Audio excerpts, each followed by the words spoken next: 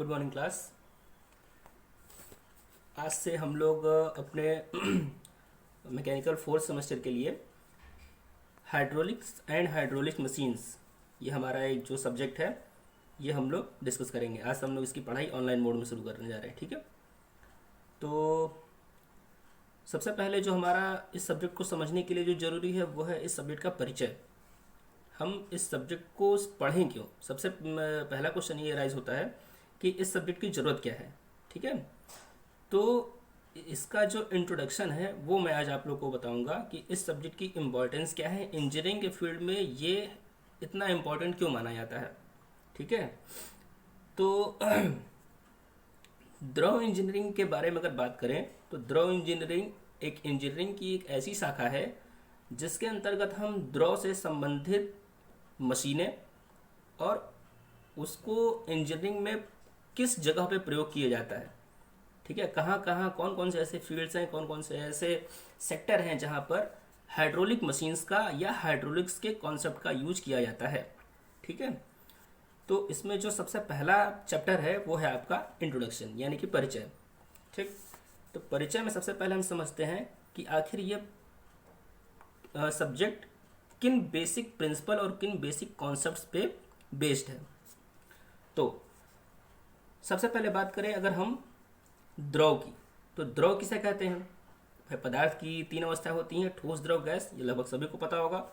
तो उसमें जो हमारा द्रव है, द्रव का मतलब होता है कि पदार्थ की वह अवस्था जो जिसका ना तो आयतन निश्चित होता है, जिसका आयतन तो निश्चित होता है परंतु उसकी आकृति या उसका आकार निश्चित नहीं होता है, ठीक है। इसी चीज को हम क्या बोलते हैं, द्रव। और अगर ठोस की बात करें तो ठोस किसे कहते हैं, तो ठोस पदार्थ उसे कहते हैं जिसकी एक निश्चित आकृति होती है, जिसका आयतन निश्चित होता है, जो स्थान घेरते हैं। फिर आता है गैस। गैस किसे बोलते हैं, तो गैस की जो परिभाषा है वो ये बताती है कि पदार्थ की वह अवस्था जिसमें ना तो आकृति निश्चित होती है, ना आकार निश्चित होता है और न ही उनका एक निश्चित आयतन होता है। तो हम यहाँ पे ठोस और गैस को तो उतना कंसिडर नहीं करेंगे। हमारा जो मेन कॉन्सेप्ट रहेगा, मेन फोकस रहेगा वो रहेगा द्रव पे, क्योंकि ये सब्जेक्ट क्या है, द्रव इंजीनियरिंग एवं द्रव चलित मशीनें। फिर हम इस सब्जेक्ट में जैसे जैसे आगे बढ़ते जाएंगे हम उस द्रव से चलित मशीनों के बारे में अध्ययन करेंगे, ठीक है। तो इंट्रोडक्शन में जो पहली चीज आती है वो है कि तरल की प्रॉपर्टीज क्या होती हैं। तरल यानी देखिए, इस सब्जेक्ट को पढ़ने के लिए जो एक टर्म बार बार यूज किया जाएगा वो होगा तरल, ठीक है।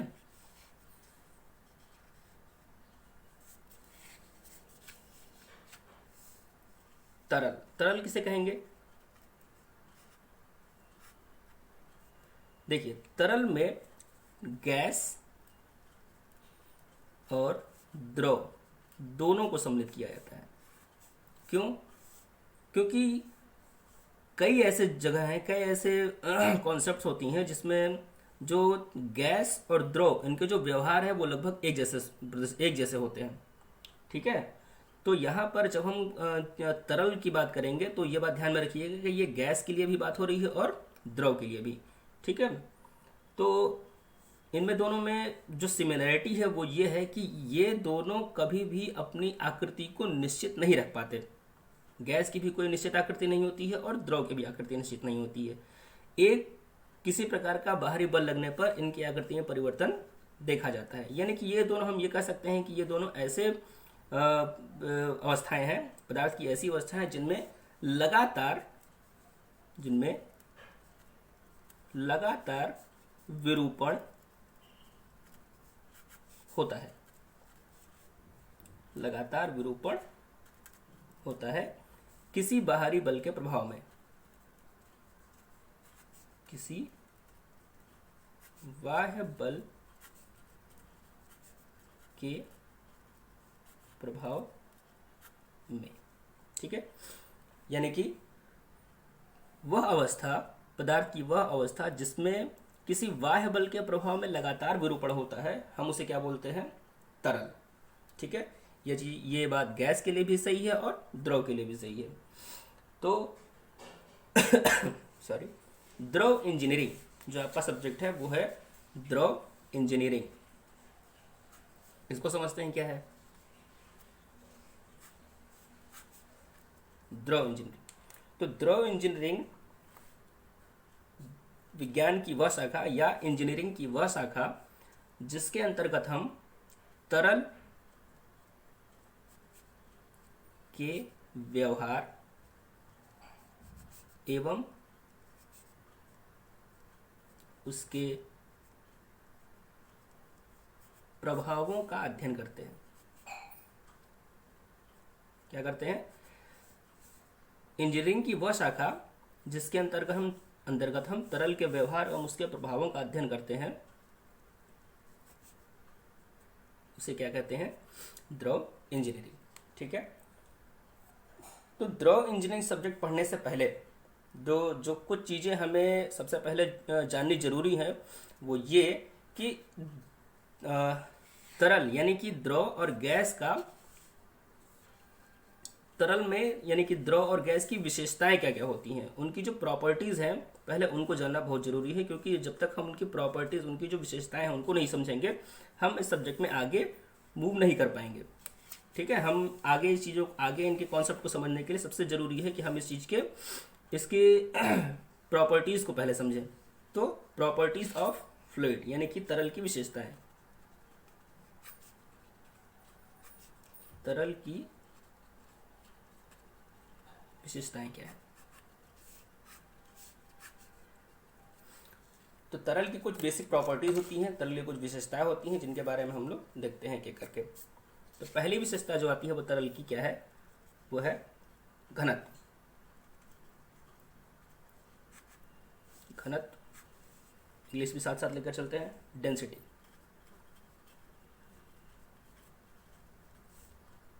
डेंसिटी जैसा कि हम लोग जानते हैं बहुत ही सिंपल, इसकी बहुत पुरानी परिभाषा सभी लोग जानते हैं कि द्रव्यमान और आयतन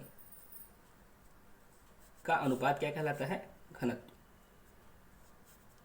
यानी कि किसी तरल का द्रव्यमान और उसके आयतन का जो अनुपात होता है वो क्या कहलाता है? घनत्व। इसे हम अगर और सही ढंग से लिखना चाहें तो एक फार्मूले का अगर फार्मूले के रूप में लिखें तो हम लिख सकते हैं घनत्व यानी डेंसिटी। डेंसिटी को हम डिनोट करते हैं रो से। Rho is equal to mass and divided by volume. ठीक है। यानी कि द्रव्यमान और आयतन का अनुपात क्या होता है? घनत्व। और इसकी जो यूनिट है वो क्या हो जाएगी? केजी पर मीटर क्यूब। ठीक है।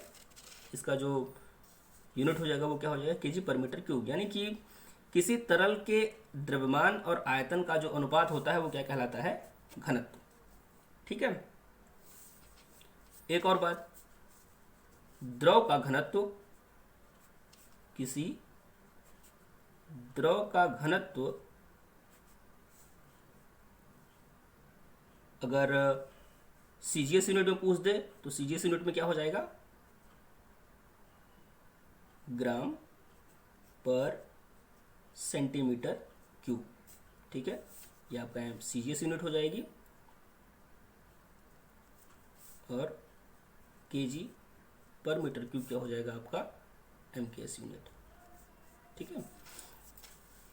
यहाँ पर जो हम बार बार एक टर्म आएगा पानी के लिए, क्योंकि हम जो हाइड्रोलिक्स पढ़ते हैं उसमें जो हमारा बेसिक सबसे जो बेसिक आपका जो वर्किंग मीडियम है वो होगा आपका पानी यानी कि वाटर। ठीक है। तो वाटर का जो डेंसिटी होती है, वाटर की जो डेंसिटी होती है यानी डेंसिटी ऑफ वाटर, ये होती है सबसे मैक्सिमम होती है 4 डिग्री सेल्सियस पे। ठीक है। एट 4 डिग्री सेल्सियस पर पानी का जो घनत्व होता है वो सबसे ज़्यादा होता है और वो कितना होता है? 1000 केजी पर मीटर क्यूब। यानी कि 4 डिग्री सेल्सियस पर पानी का जो घनत्व होता है वो सबसे ज़्यादा होता है और वो कितना होता है? 1000 किग्रा प्रति मीटर क्यूब। ठीक है। यहाँ तक सभी लोगों को क्लियर है? चलिए, अच्छा, 4 डिग्री सेल्सियस से अगर हम तापमान कम करेंगे तब भी पानी का घनत्व क्या होगा? पानी का घनत्व कम होगा। ठीक है, क्योंकि जैसे जैसे आप टेम्परेचर डाउन करते जाएंगे तो पानी क्या होने लगेगा, बर्फ बनेगा, और बर्फ हम जानते हैं कि पानी के ऊपर तैरता है। इसका मतलब बर्फ का जो घनत्व होता है वो पानी की तुलना में कम होता है। ठीक है, तो तापमान बढ़ाने पर घनत्व घटेगा, और तापमान अगर इससे बढ़ाएंगे, इससे ज़्यादा ऊपर जाएंगे, 4 से 5, 5, 10, 15, 20, 25, इससे ज़्यादा ऊपर जाएंगे, तब भी पानी का घनत्व क्या होगा, घटेगा। ठीक है, आई थिंक यहाँ तक सभी का क्लियर होगा। अच्छा, अब आगे हम लोग आते हैं। दूसरी जो इसकी प्रॉपर्टी है, या इसकी जो अगली प्रॉपर्टी है, वो है आपका आपेक्षिक घनत्व।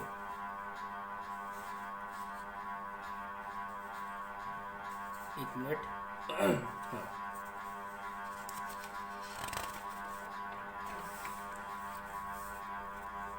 दूसरी प्रॉपर्टी है इसकी आपेक्षिक घनत्व।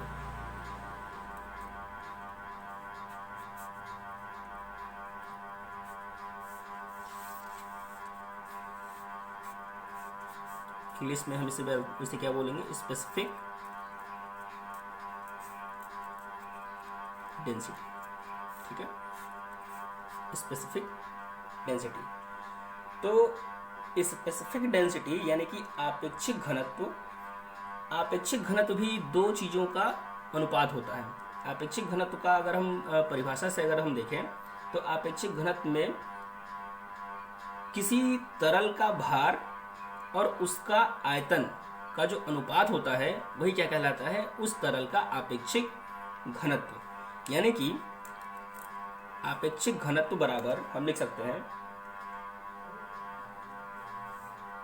Specific weight. स्पेसिफिक वेट को हम डिनोट करते हैं किससे, स्मॉल w से। ठीक है, इसकी परिभाषा आप लोगों को हम आगे लिखा देंगे, या इसकी परिभाषा भी आगे साथ में हम बताते जाएंगे। अगर हम इसकी स्पेसिफिक वेट की अगर फार्मूले की बात करें तो स्पेसिफिक वेट को हम डिनोट करते हैं स्मॉल w से, और ये जो होगा ये होगा वेट डिवाइडेड बाय वॉल्यूम।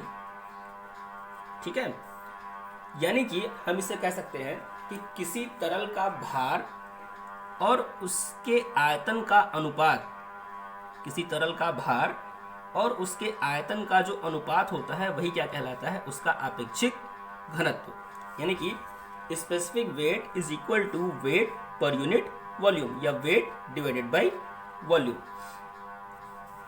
ठीक है, small w is equal to capital W divided by volume.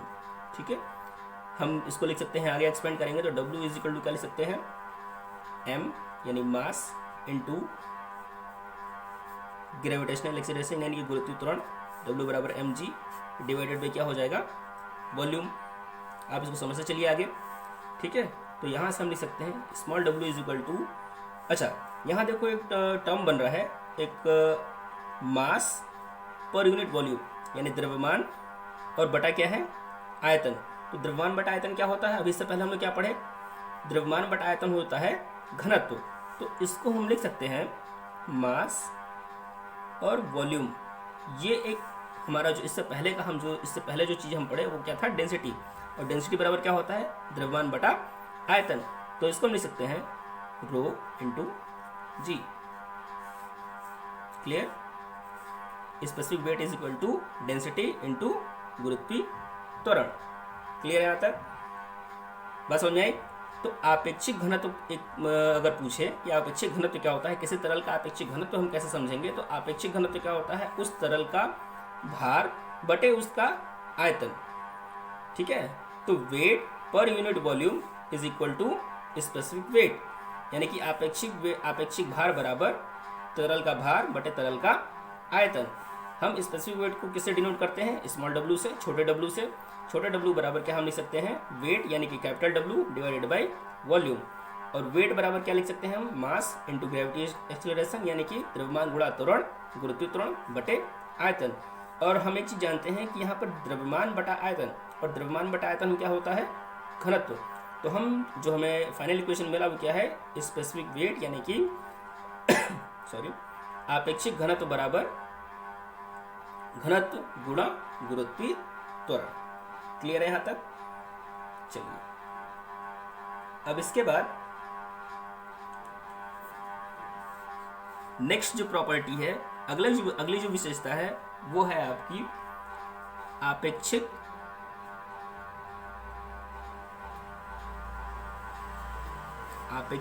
आयतन। नेक्स्ट क्या है? आपेक्षिक आयतन, यानी कि स्पेसिफिक वॉल्यूम। स्पेसिफिक वॉल्यूम यानी कि आपेक्षिक आयतन। आपेक्षिक आयतन भी हम सीधे अगर शब्दों में बात करें तो आपेक्षिक आयतन भी दो चीजों का अनुपात है। वो दो क्वांटिटी कौन कौन सी है? देखिए, आपेक्षिक आयतन,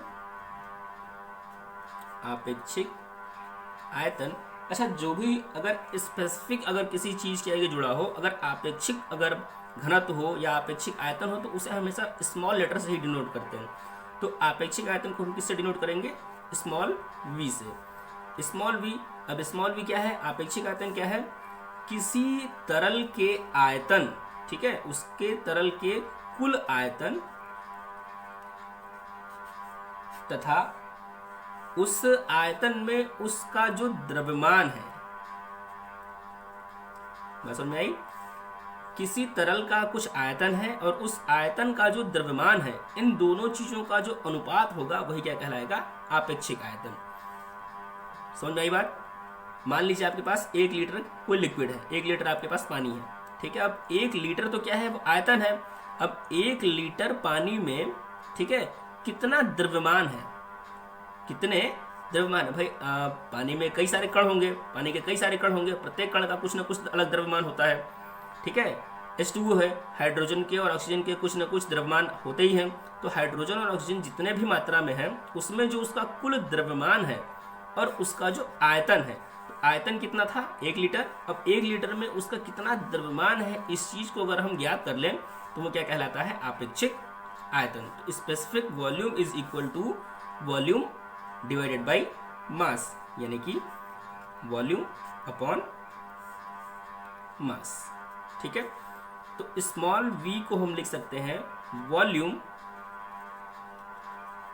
डिवाइडेड बाई मास। क्लियर है यहां तक? ओके, इसको बॉक्स बंद कर देते हैं,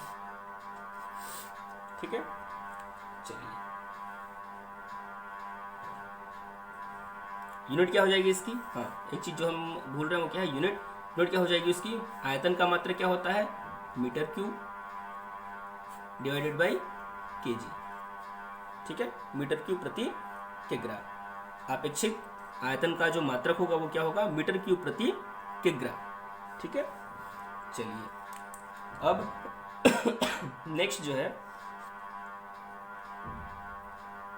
हाँ, नेक्स्ट आता है आपका आपेक्षिक गुरुत्व।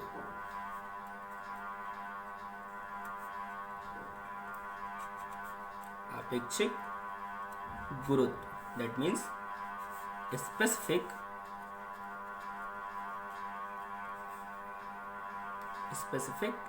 ग्रेविटी। स्पेसिफिक ग्रेविटी या कहीं कहीं इसको आपेक्षिक घनत्व ही बोलते हैं, या आपेक्षिक घनत्व, ठीक है। तो कंफ्यूज मत होइएगा, दोनों एक ही चीजें हैं, आपेक्षिक गुरुत्व या आपेक्षिक घनत्व, ठीक है। स्पेसिफिक डेंसिटी, देखिए स्पेसिफिक डेंसिटी भी दो क्वांटिटीज का रेशियो है, ठीक है। लेकिन यहाँ पर थोड़ी सी ध्यान देने वाली बात यह है कि आपेक्षिक गुरुत्व में हम किसी तरल के घनत्व को, ठीक है, हमारी बात को ध्यान से सुनिएगा, आपेक्षिक गुरुत्व का मतलब होता है कि कोई तरल किसी आदर्श तरल की तुलना में कितना डेंस है। बात समझ में आई?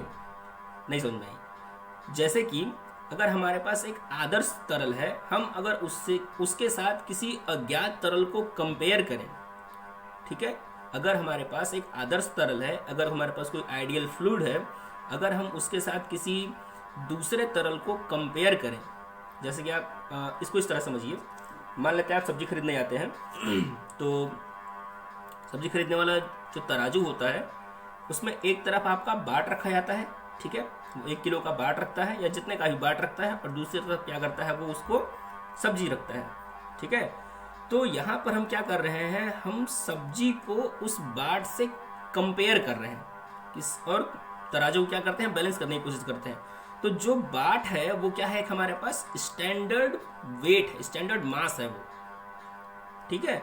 अब उस स्टैंडर्ड मास को हम सब्जी के मास से कंपेयर करते हैं और कोशिश करते हैं कि दोनों बैलेंस हो। जब बैलेंस हो जाती है चीज़ें, दोनों तरफ अगर जो पलड़े हैं दोनों बराबर हो जाते हैं, तब हमें पता चल जाता है कि हमारा सब्जी इस बाट के कंपेयर में इक्वल है।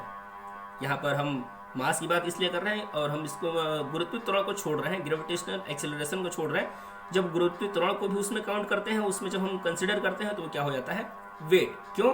क्योंकि weight is equal to mass into G, ठीक है।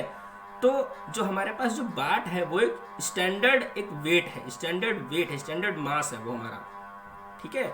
आप उस चीज को किसी भी जगह पर अगर आप ले जाते हैं तो वो उतना ही मास होता है जितना कि वो एक स्थान पर है। तो वो बाट क्या बता रहा है, वो एक स्टैंडर्ड पैरामीटर है, वो एक स्टैंडर्ड मास है हमारे पास, जिससे कि हम चीज़ों को क्या करते हैं, कंपेयर करते हैं कि वो उसकी तुलना में कितना भारी है या उसकी तुलना में कितना हल्का है।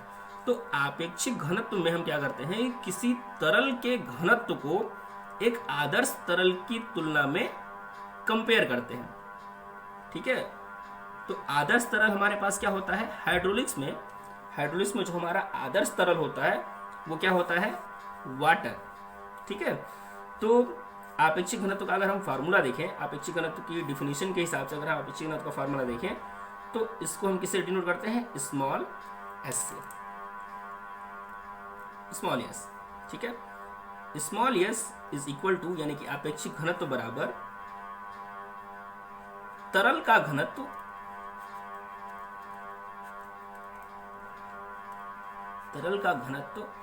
बटा, यानी कि हम किससे कंपेयर कर रहे हैं, मानक तरल का घनत्व, बात समझे।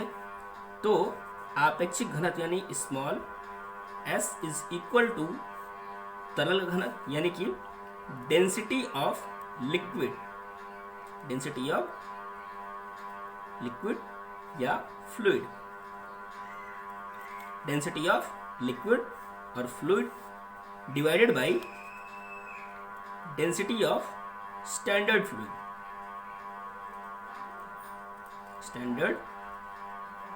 फ्लूइड।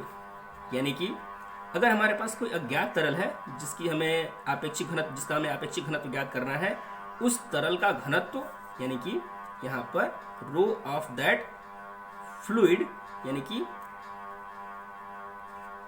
तरल का घनत्व बटे घनत्व किसका, स्टैंडर्ड फ्लूइड कौन सा, हम स्टैंडर्ड फ्लूइड क्या लेते हैं, स्टैंडर्ड फ्लूइड लेते हैं पानी, यानी कि पानी वो भी किस पर, 4 डिग्री सेल्सियस पर, 4 डिग्री सेल्सियस पर पानी का घनत्व। इस चीज को फिर से समझिए, आपेक्षिक घनत्व क्या होता है, आपेक्षिक घनत्व होता है दो तरल के घनत्वों का तुलना, ठीक है। एक तरल कौन सा है जिसका हमें आपेक्षिक घनत्व ज्ञात करना है, और दूसरा कौन सा है, मानक तरल, ठीक है। जब हम मानक तरल के घनत्व से किसी अज्ञात तरल के घनत्व को कंपेयर करेंगे, कंपेयर यानी कि जिसका ज्ञात करना है उसे ऊपर रखेंगे और जो हमारा ज्ञात है वो हमारा मानक तरल है उसे हम नीचे रखेंगे। तो दोनों को जब हम कंपेयर करेंगे तब हमें क्या निकल करके आएगा, आपेक्षिक घनत्व, यानी कि आपेक्षिक घनत्व ऑफ लिक्विड या fluid divided by density of that standard fluid. अच्छा, यहां पर मान लेते हैं जो हमारा अज्ञात तरल है वो क्या है, पेट्रोल है, ठीक है। तो हम इसको लिख सकते हैं स्पेसिफिक डेंसिटी ऑफ पेट्रोल क्या हो जाएगा, specific density of petrol is equal to, यानी कि बराबर पेट्रोल का घनत्व पेट्रोल का घनत्व बटे क्या हो जाएगा, पानी का घनत्व। पानी का घनत्व कितना, 4 डिग्री सेल्सियस पर। ये जो 4 डिग्री सेल्सियस पर पानी का घनत्व है वो क्या है, मानक घनत्व है। क्या है, मानक घनत्व। और इससे पिछले हम लोगों ने डिस्कस किया कि पानी का घनत्व 4 डिग्री सेल्सियस पर कितना होता है, 1000 किग्रा प्रति मीटर क्यूब। तो हम इसको और लिख सकते हैं, एक मिनट, दूसरे पेज पर यहां पर क्या लिख सकते हैं हम, स्पेसिफिक डेंसिटी, ठीक है, small S is equal to rho of क्या, petrol divided by 4 degree Celsius पर पानी का घनत्व कितना होता है, 1000 kg पर मीटर क्यूब। तो ये हो जाएगा आपका आपेक्षिक घनत्व का फॉर्मूला। ठीक है, यानी कि किसी भी तरल के घनत्व को अगर हम 1000 से भाग दे दें तो वो क्या पता चल जाता है हमको, उस तरल का आपेक्षिक घनत्व। बात समझ आ गई।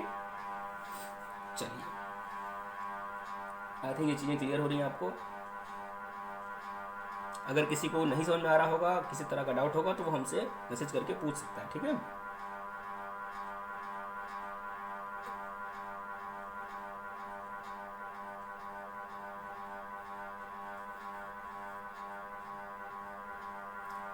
अब इसके बाद एक मिनट,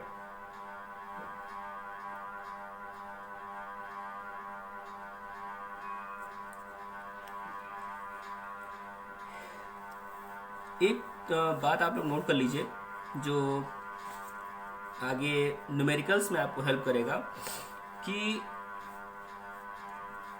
एक छोटा सा फार्मूला मैं लिख दे रहा हूँ यहाँ पे, वो आपको आगे न्यूमेरिकल्स में हेल्प करेगा। इसे आप कहीं शॉर्ट में नोट करके लिख लीजिएगा। 1 मीटर क्यूब बराबर 1000 लीटर।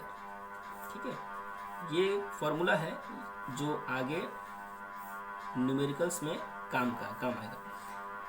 इसका मतलब क्या है, क्योंकि जो न्यूमेरिकल्स दिए रहेंगे उसमें जो आयतन जो दिया होगा द्रव का तरल का जो आयतन होगा वो लीटर में होगा। ठीक है, तो हमें लीटर से उसको मीटर क्यूब में चेंज करना होगा। ठीक है, जब आप न्यूमेरिकल लगाएंगे तो न्यूमेरिकल में ये चीज़ें कभी दिक्कत करेंगी, क्योंकि जो आयतन होगा वो आपका लीटर में दिया होगा, तो हम लीटर में तो सवाल लगाएंगे नहीं। ठीक है, हमें उस लीटर को किस में कन्वर्ट करना होगा, मीटर क्यूब में, तब तो हो जाएगा सेम यूनिट में होगा सारा इक्वेशन। हाँ, तो ठीक है, 1 मीटर क्यूब में कितने लीटर होते हैं, 1000 लीटर। 1 मीटर क्यूब का मतलब कि अगर आपके पास मीटर क्यूब ये भी आयतन है और लीटर ये भी आयतन है, लेकिन क्या है, ये लीटर में है और ये मीटर क्यूब में है। तो जैसे कि ये जो ये फार्मूला है, ये क्या बताने की कोशिश कर रहा है कि अगर आपके पास 1 मीटर लंबा, 1 मीटर चौड़ा और 1 मीटर ऊंचा अगर कोई टैंक है या कोई बर्तन है जिसकी लंबाई कितनी है 1 मीटर, चौड़ाई कितनी है 1 मीटर और ऊंचाई कितनी है 1 metre, that means 1 into 1 into 1 क्या हो जाएगा, 1 metre into 1 metre into 1 metre बराबर क्या हो जाएगा, 1 मीटर क्यूब। तो इतने बड़े टैंक में जब हम पानी भरेंगे या उसको जब हम भरेंगे तो उसका आयतन कितना हो जाएगा, कितने लीटर पानी आएगा उसमें जो पानी आएगा वो कितना होगा, 1000 लीटर। ठीक है, तो यही चीज ये फार्मूला बता रहा है कि 1 मीटर क्यूब बराबर 1000 लीटर। या इसको हम अगर इस तरह से करें, 1 लीटर बराबर कितना हो जाएगा, तो 1/1000 मीटर, यानी कि 1 लीटर बराबर कितना हो जाएगा, 10⁻³ मीटर क्यूब। ठीक है, चलिए ये फार्मूला आप लोग याद रखिएगा। इस फार्मूले को आप इंटरचेंज करके आप न्यूमेरिकल लगा सकते हैं। ठीक है, तो आई थिंक आज के लिए इतना काफ़ी है। आगे जो चीज़ें आएंगी वो अगले वीडियो में हम लोग डिस्कस करेंगे। ठीक है, अगर इसमें किसी को कहीं पे कोई डाउट आता है, कोई चीज़ें फंसती हैं, तो हमसे दोबारा मैसेज करके वो पूछ लीजिएगा। और कुछ इसमें बताने लायक फिर से मैं एक बार रिवाइज कर देता हूँ। देखो,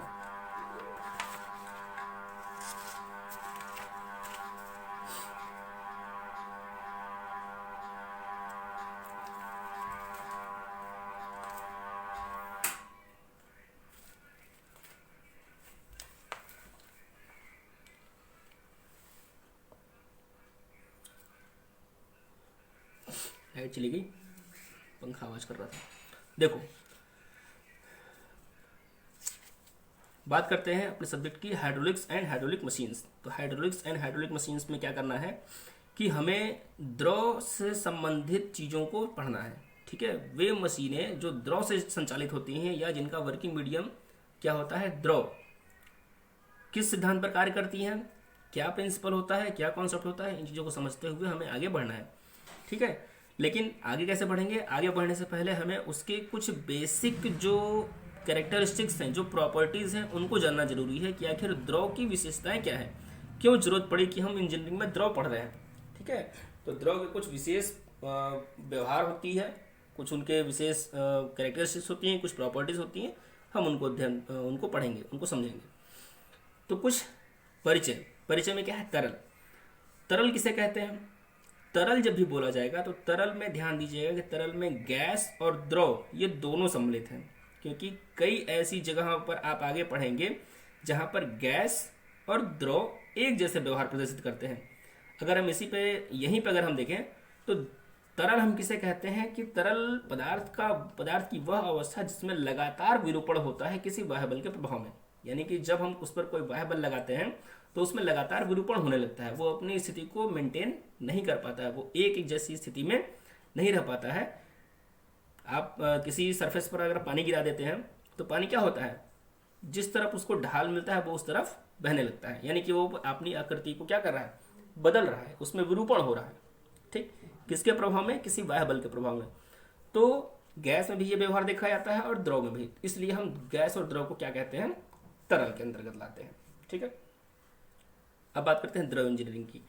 तो द्रव इंजीनियरिंग में हम क्या करते हैं कि तरल के व्यवहार एवं उसके प्रभावों का अध्ययन करते हैं कि तरल कैसा व्यवहार प्रदर्शित कर रहा है और उसका क्या प्रभाव पड़ रहा है। अच्छा, इसकी दो स्थितियां बनती हैं, एक तो वो जब स्थिर अवस्था में होता है तब वो क्या व्यवहार प्रदर्शित कर रहा है और क्या प्रभाव उत्पन्न कर रहा है, और दूसरा क्या है जब वो तरल गति की अवस्था में हो। दोनों स्थितियों में, जब स्थिर अवस्था में होता है तब कैसा व्यवहार प्रदर्शित करता है और जब गति की अवस्था में होता है तब कैसा व्यवहार करता है। हम इन दोनों चीज़ों को अध्ययन करेंगे आगे धीरे धीरे, जब चैप्टर हम आगे बढ़ते जाएंगे, जब काइनेटिक्स और स्टैटिक्स पढ़ेंगे। स्टैटिक्स में क्या होता है, डायनामिक्स में क्या होता है, स्टैटिक्स में किस चीज़ों को अध्ययन किया जाता है और डायनामिक्स में काइनेटिक्स, ये चीज़ें हम बाद में बताएंगे, सब्जेक्ट जब आगे बढ़ेगा तब। ठीक है, फिलहाल द्रव इंजीनियरिंग में हम क्या करते हैं, द्रव इंजीनियरिंग में द्रव के स्थिर और गतिशील अवस्था में हम उसके व्यवहार और उसके प्रभावों का अध्ययन करते हैं। ठीक है, इसके बाद नेक्स्ट बात आती है तरल की कुछ विशेषताएं। तरल की विशेषताएं कौन कौन सी है, तो पहली विशेषता क्या है, घनत्व। द्रव में क्या होती है, घनत्व होता है। घनत्व लगभग सभी चीज़ों में होता है, लेकिन द्रव के घनत्व की बात करें तो द्रव का घनत्व क्या होता है, द्रव के द्रव्यमान और उसके आयतन का अनुपात। क्लियर, यानी कि किसी द्रव का अगर कोई एकांक आयतन है तो एकांक आयतन में उसका कितना द्रव्यमान उपस्थित है वो क्या कहलाता है, उसका घनत्व। घनत्व बराबर मास अपॉन वॉल्यूम। हम जानते हैं इसकी यूनिट क्या होती है, किग्रा प्रति मीटर क्यूब। अच्छा, सीजीएस में अगर पूछेगा तो ग्राम पर सेंटीमीटर क्यूब, या अगर एमकेएस में पूछेगा या एमकेएस में अगर दिया रहेगा क्वेश्चन तो किग्रा प्रति मीटर क्यूब। क्लियर। पानी के लिए क्या है कि 4 डिग्री सेल्सियस पर द्रव का जो घनत्व होता है वो मैक्सिमम होता है। इस बात को ध्यान से समझिएगा, 4 डिग्री सेल्सियस पर पानी का घनत्व मैक्सिमम होता है और वो कितना होता है, 1000 किग्रा प्रति मीटर क्यूब।